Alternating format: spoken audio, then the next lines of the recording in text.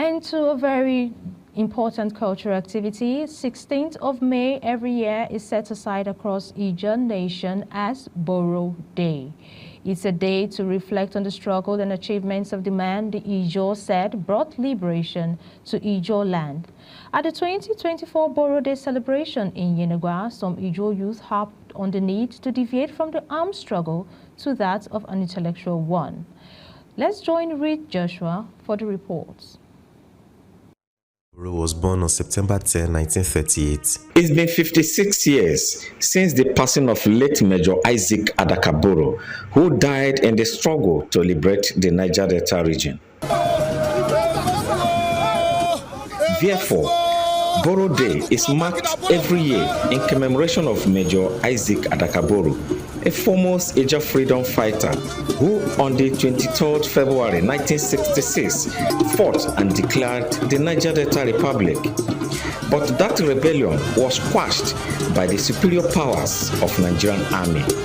Many believe that the era of armed struggle is fading away as the society is changing. Hence, the Bayelsa State government tagged the theme for the 2024 Boro Day celebration as Adaka Boro and a just struggle for self-actualization, defining new methods. This year, the sons and daughters of the Ijaw Nation have called for a new method of self-actualization instead of taking up arms. What are the issues? Issues that there should be a fiscal federalism. Let the various regions and the various ethnic nationalities that produces the economic mainstay, let them have a stay. Let them have a say in it. Let them control whatever proceeds that will come out of it. The government of Nigeria see him as a threat for the truth, failing to understand that the constitution that brought about and the composition that brought about the Nigerian state itself is faulty. But everybody turned a blind eye to it. 56 years ago, today, IPOP is there. They were not there when 56 years ago. Today, Oduduwa is there. They didn't see the reality of what he was saying 56 years ago. Today, they are agitated. You gave us amnesty. Amnesty is not an answer to the problem of the people of the Niger Delta. Amnesty was the people of the Niger Delta, the agitators in the Niger Delta, becoming gentlemanly and becoming reasonable, and on their own volition dropped their arms. They were not coerced. On their own volition dropped their arms so that the federal government will make the Niger Delta a construction site where our issues will be addressed. Unfortunately, the federal government also counts the amnesty as something they have done for the Niger Delta.